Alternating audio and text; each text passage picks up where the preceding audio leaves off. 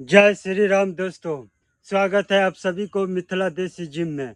दोस्तों, मैं अपने केबल क्रॉस मशीन पे, जो कि मैं अपने हाथों से बनाया हूँ, उस पे मैं आप लोग को अपराइट रो वर्कआउट करके दिखाता हूँ। और कमेंट करके ज़रूर बताइए दोस्तों कि ये केबल क्रॉस मशीन आप लोग को कितना अच्छा लगा। दोस्तों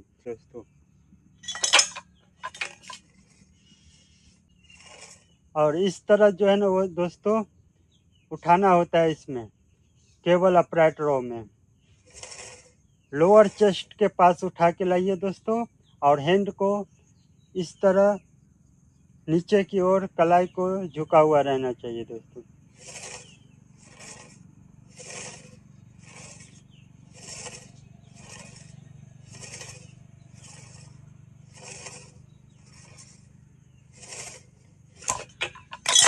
दोस्तों, ये था केबल क्रॉस अपराइट रो शोल्डर मसल के लिए। दोस्तों, चैनल को सब्सक्राइब कर दीजिए दोस्तों, और कमेंट करके ज़रूर बताइए आप लोग को मेरा वर्कआउट आप लोग को कितना अच्छा लगता है, और आप लोग इसको फॉलो करते हैं या नहीं।